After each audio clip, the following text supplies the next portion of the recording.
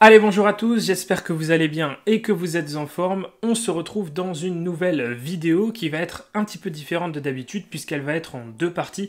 On va avoir une première partie avec une analyse de Bitcoin, qu'est-ce que Bitcoin peut faire dans les prochains jours. Et ensuite, on verra l'évolution de notre vision du marché par rapport aux dernières datas économiques qu'on a eues cette semaine.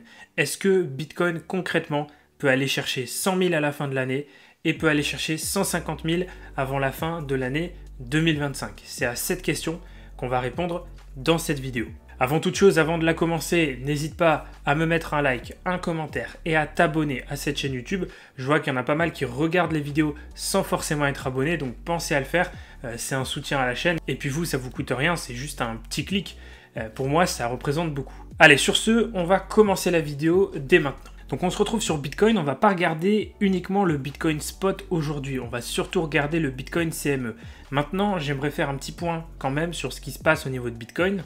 Si on regarde ici, la zone de vente dont on avait parlé la dernière fois, juste ici, donc cette zone-là, je vous avais dit, il faut qu'on la passe pour ensuite aller chercher la deuxième zone de vente ici qui correspond également aux invalidations et à la zone de vente qu'on avait eue ultérieurement sur les mois précédents. Eh bien, cette zone-là, on n'a pas réussi à la casser. C'était la zone entre 63 et 64,65 et on l'a bien rejeté comme il faut puisqu'on est passé de 64 000 $ au plus bas à 58, donc on a reperdu 10% sur Bitcoin. Donc encore une fois, une zone qui a fait le travail, donc si vous l'aviez noté sur votre graphique, vous avez certainement pu profiter d'une excellente opportunité de vente sur Bitcoin. À noter quand même que jusqu'à maintenant, il n'y a aucune zone qui nous a fait défaut. Celle-ci a fonctionné à deux reprises, celle-ci a fonctionné également, celle-ci a fonctionné ici et celle-ci a fonctionné ici. Donc pour l'instant, toutes les zones sont parfaites. Maintenant, un petit tour d'horizon sur le Bitcoin CME. Donc qu'est-ce que le Bitcoin CME? Ce qu'on vient de voir, c'est le Bitcoin Spot. Donc le Bitcoin, on va dire classique, acheté au comptant. C'est-à-dire que quand on achète un Bitcoin sur une plateforme d'exchange comme Binance, sur l'onglet Spot, eh bien on a un Bitcoin concret, sonnant et trébuchant. Le contrat à terme, donc le Bitcoin CME, c'est tout simplement les contrats à terme de Bitcoin, donc les produits futurs, sur la bourse Chicago Mercantile Exchange, donc la bourse de Chicago aux États-Unis.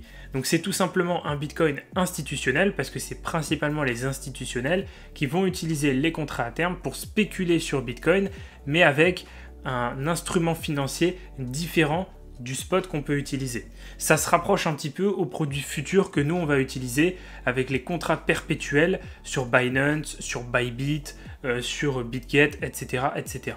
Et l'intérêt d'avoir du coup le Bitcoin CME, c'est de pouvoir avoir des gaps, puisque comme vous le savez, les institutionnels ne tradent pas le week-end, à la différence du Bitcoin Spot qui cote 24 heures sur 24, 7 jours sur 7, le Bitcoin CME est fermé le week-end. Donc si on a des gros mouvements pendant le week-end, quand le marché va réouvrir le lundi, on va avoir des trous de cotation, ce qu'on appelle des gaps. Ici, on avait donc un gap présent. Je vais même enlever le cloud, comme ça on est relativement tranquille. Je vais passer en 4 heures. Et ici, vous voyez qu'on avait bien un gap. On avait ici un trou de cotation. On voit qu'il n'y a pas du tout de bougie entre cette bougie ici et cette bougie-là. On voit qu'il y a du blanc. Et bien ce gap, on est venu le recombler ici avec un plus haut aux alentours de 61 500. Donc ça, c'était hier, la journée du jeudi 29 août. Maintenant, on voit qu'il reste un tout petit trou de cotation ici entre cette bougie-là et cette bougie-là, ce qui me laisse à penser que c'est totalement probable d'avoir un Bitcoin qui aille chercher d'ici la fin de la semaine, donc vendredi, aujourd'hui, samedi et dimanche, un nouveau plus haut ici pour venir finir le comblement total du gap. Donc si je vous le remets de manière un peu plus logique, ça ferait quelque chose comme ça ici et le petit plus haut ici qui nous donne ce gap. Voilà, donc on est à peu près sur cette configuration. L'objectif maintenant, ce serait d'avoir donc une impulsion sur Bitcoin pour venir terminer le comblement du gap. Donc c'est le mouvement que je vais rechercher sur les prochains jours. À noter, si vous regardez cette vidéo le jour même de sa sortie, donc le vendredi, on aura eu à 14h30 les résultats du PCE. Donc le PCE, c'est un indicateur de l'inflation aux États-Unis qui est le plus regardé par la Fed. On a le PCE et l'IPC. L'IPC, c'est globalement celui auquel les marchés vont être le plus réactifs. Et le PCE, ça va être celui auquel les marchés sont le moins réactifs, mais par contre qui est le plus regardé par la Fed. Et donc ça, c'est aujourd'hui, vendredi, à 14h30. Donc on sait que ce PCE-là peut quand même avoir un impact sur le marché crypto. Donc ça peut accentuer cette hausse et ce phénomène de hausse qu'on attend. Et à l'inverse, ça peut aussi créer une baisse. Donc attention à ce scénario puisqu'il peut être totalement invalidé par cette news économique. Et les news économiques, on sait que c'est très très difficile à prévoir. Donc il faut être très prudent. Je fais volontairement une petite divergence en passant par Ethereum parce qu'il y a un point qui est assez important sur Ether, c'est qu'on a la même configuration que Bitcoin mais en beaucoup mieux parce que regardez le gap ici qu'on a créé sur Ether qui a toujours pas été comblé alors que celui-ci a déjà été comblé sur Bitcoin. On a créé un gap entre 3000 et 2760 $. Ce gap là il est énorme, on voit vraiment le trou de cotation et pour l'instant on n'est pas revenu le combler. Donc c'est pour ça que j'ai mis cette flèche parce que pour moi Bitcoin et Ether vont aller dans la même direction. Bitcoin pour combler son petit gap et Ether pour combler le gros gap entre 2760 et 3000 parce que ce gap il est juste énorme et on ne peut pas laisser un gap aussi gros sans le combler. Maintenant qu'on a vu cette petite partie analyse, donc globalement qu'est-ce que Bitcoin et Ether peuvent faire dans les prochains jours, comme ça si vous voulez trader, si vous êtes des traders ou des spéculateurs de court terme, vous avez un petit peu ma vision du marché par rapport à tout ça. Maintenant on va voir concrètement qu'est-ce qu'on peut attendre de Bitcoin pour la fin de l'année et pour l'année 2025. Alors pour ça, on se retrouve ici sur le calendrier économique de cette semaine, parce que cette semaine, il s'est passé des choses très intéressantes. Pour rappel, comment on peut estimer la potentialité d'une récession? On va dire qu'il y a plusieurs facteurs. Les 3-4 facteurs principaux, c'est la baisse du PIB sur 2 trimestres consécutifs. Ensuite, généralement, on observe une baisse de la confiance des consommateurs, une baisse également au niveau des ventes au détail et aussi très souvent une hausse au niveau du taux de chômage. Aujourd'hui, on voit que mardi, on a eu une news ici, confiance des consommateurs, donc conference board, et on voit que la confiance des consommateurs est en hausse. On passe d'un précédent à 101.9 à 103.3. Donc on voit bien cette évolution positive avec du coup ce chiffre qui ressort en vert. Donc au niveau de la confiance des consommateurs, on n'a pas de baisse significative. Ensuite, un autre point important à voir, c'est ici les inscriptions hebdomadaires au chômage. On voit qu'on était à 233 000, on passe à 231 000, donc il n'y a pas plus d'inscriptions hebdomadaires au chômage, donc il n'y a pas de signe avant-coureur d'une hausse significative du chômage aux États-Unis. Troisième point important, c'est ici, c'est notre ami le PIB trimestriel, donc le T2 de cette année. On voit que le PIB sort en hausse puisqu'on a ici un chiffre de 3%. Le consensus attendait 2,8, donc on a dépassé les estimations du consensus avec un magnifique PIB trimestriel à 3%. Donc c'est extrêmement bon et positif pour l'économie américaine. Donc ici, on n'a aucun signe de récession. C'était un petit peu le risque qu'on avait courant du mois de juillet et du mois d'août. J'avais d'ailleurs fait une vidéo à ce sujet où j'expliquais que si on avait des baisses de taux avec un cas de récession à côté, mathématiquement, on aurait eu une baisse drastique des crypto-monnaies, des actions, bref, de tous les actifs risk-on. Actuellement, ce qu'on est en train de voir, c'est tout l'inverse. C'est-à-dire qu'on n'a pas de signe clé qui nous laisse à penser qu'on va avoir une récession aux États-Unis.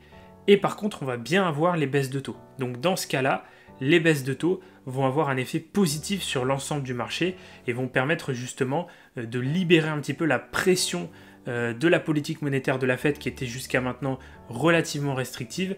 Et donc ça va permettre d'ouvrir les vannes et de faire affluer beaucoup de capitaux en direction des actions et des crypto-monnaies.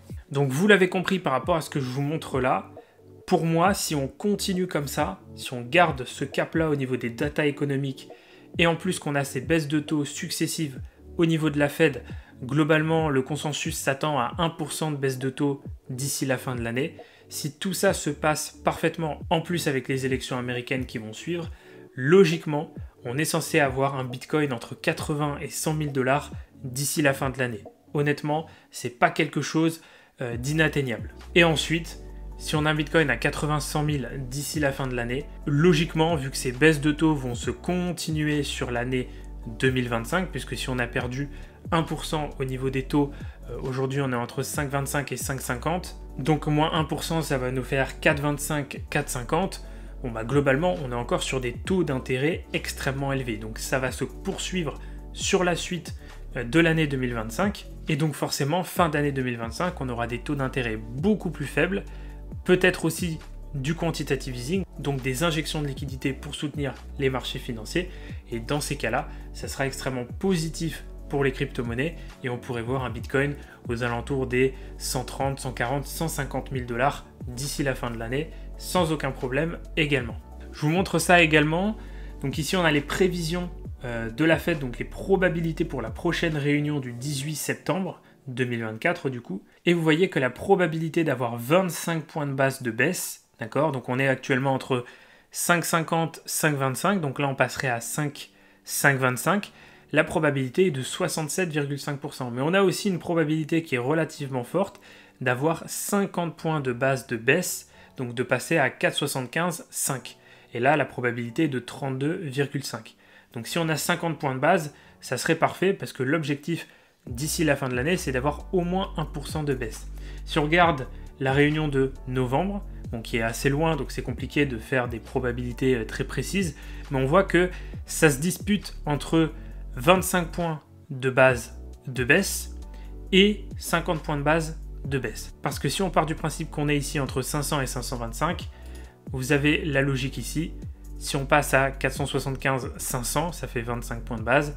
Et ici, ça nous ferait donc 50 points de base. Et pareil pour la réunion de décembre, où là, on serait donc sur un consensus plutôt aux alentours de 4,25, 4,50. Donc si on regarde par rapport à la réunion précédente, donc celle de novembre ici, ça nous donne tout simplement encore 25 points de base au niveau de la baisse de taux. Donc le marché table plutôt sur des taux en décembre autour de 4,25, 4,50. Si je vous reprends la réunion actuelle, on est actuellement autour de 5,25, 5,50. Donc 4,25, 4,50, bah ça fait tout pile 1% de baisse. Donc si on arrive à avoir ça, je ne vois pas dans quelle configuration de marché Bitcoin ne va pas chercher de nouveaux plus hauts.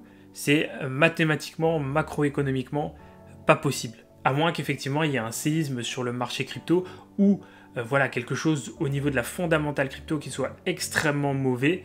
Dans ce cas-là, effectivement, ça pourrait uniquement peser sur le marché crypto et dans ces cas-là, on pourrait avoir des problèmes pour avoir des nouveaux plus hauts sur Bitcoin. Mais si la fondamentale crypto reste aussi bonne, il n'y a aucune raison, avec ce que je vous montre ici, qu'on n'ait pas un Bitcoin qui nous fait des nouveaux plus hauts d'ici la fin de l'année. Voilà, j'en ai fini avec ce que je voulais vous démontrer avec cette vidéo en prenant en compte les datas économiques, donc toujours des données précises et réelles, hein. On parle de concret, on n'est pas en train de faire de l'affabulation ou des théories qui sortent un petit peu de je ne sais pas où, c'est du concret et je vous donne vraiment ma vision qui évolue aussi au fur et à mesure du marché. Il y a peut-être un mois, je vous aurais dit, il y a un risque de récession qui est là et qui est présent. Maintenant, avec les données qu'on a aujourd'hui, ce risque, il est toujours là, mais il est beaucoup plus faible et donc je m'adapte aussi en fonction du contexte macroéconomique. Maintenant, j'aimerais vous partager une petite annonce qui, je trouve, est assez intrigante, intéressante et qui peut annoncer des choses particulièrement excitantes pour la fin de l'année. Je l'avais partagé en story sur Instagram, donc si vous ne me suivez pas sur Instagram, pensez à le faire. Vous avez le lien de mon Instagram dans la description.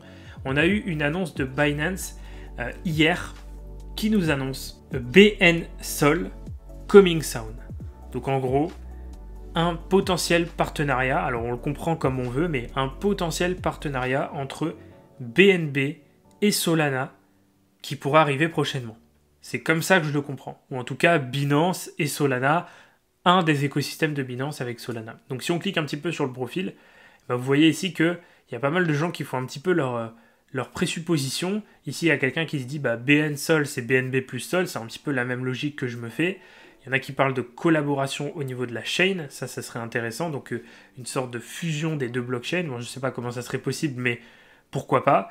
Et donc effectivement, ils ont un petit peu mis l'eau à la bouche de tout le monde avec cette annonce, et j'espère vraiment que c'est quelque chose qui va se faire, parce que justement, comme je vous l'expliquais tout à l'heure, si on a effectivement un regain d'intérêt pour les actifs risk-on avec ces baisses de taux et qu'en plus on a des annonces comme ça avec Binance qui se lie à Solana et peut-être d'autres annonces extrêmement positives, ça va clairement catapulter le marché vers de nouveaux plus hauts et c'est clairement ce qu'on attend avec ce type de news.